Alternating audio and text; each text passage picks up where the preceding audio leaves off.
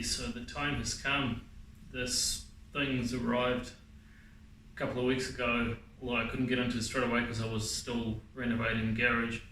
But all it is, it's freaking ingenious really, that you could buy this. It's just a circuit board with a USB in. It actually supports micro SD as well, and it's got a speaker output, but it came with for like extra $2. I could just have a speaker in a little case, so I thought, well, I'd have to make one anyway, and find a speaker, so I might as well just get this.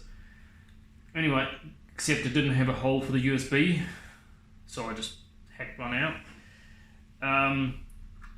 And it's got 4 outputs that if you ground those outputs, it will play an MP3 file at random from one of the 4 folders that each one corresponds to an output.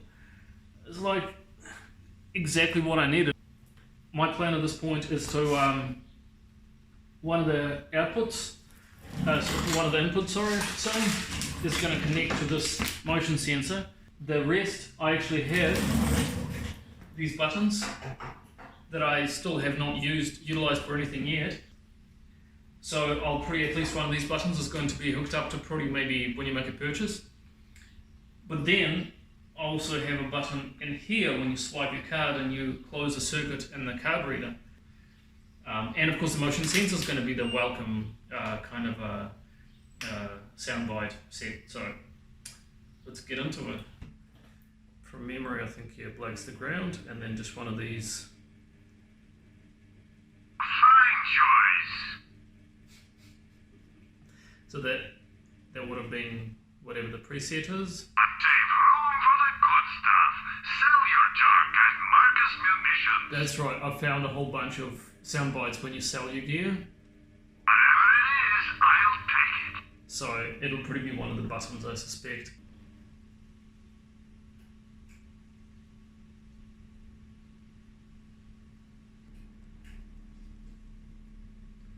Okay.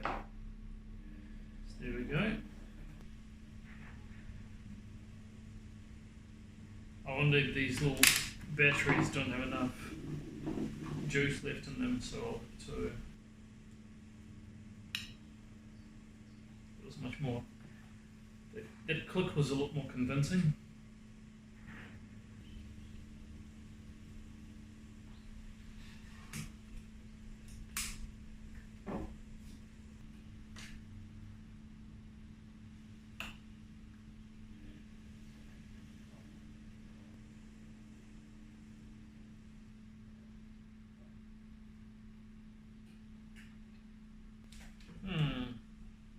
Okay. What if take 3 or 4, I cannot remember now how many of these I've tried. I've actually decided to do it properly. And I got an actual motion sensor thing with an actual spec sheet that kind of clearly describes how it works. I've got this timer circuit here, and what I'm planning to do is using them both together. So here's the test.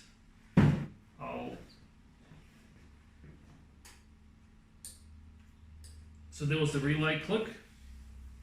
So I'll step away. Okay, I hope that's a minute. I don't want to do this again. Right, so I'll come up and I'll try and trigger it. Sweet. Okay, so it's all installed now. So that's your sensor there.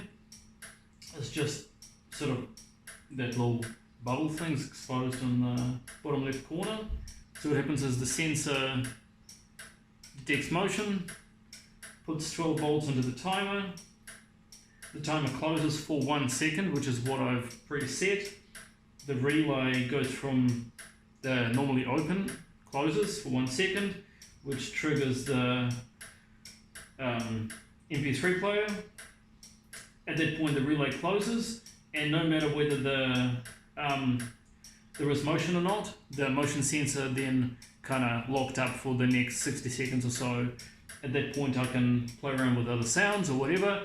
The MP3 player is not affected. It means that basically for the next minute you're free to do whatever, and then it resets.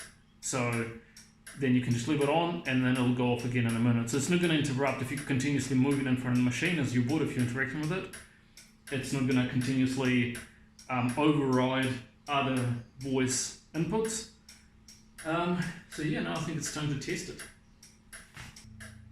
Hey Darcy, come have a look at this.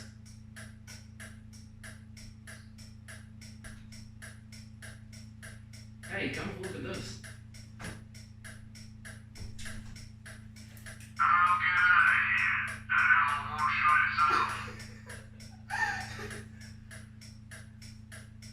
Everyone has their price. Whatever it is, I'll take it. Oh, do you want to get a card?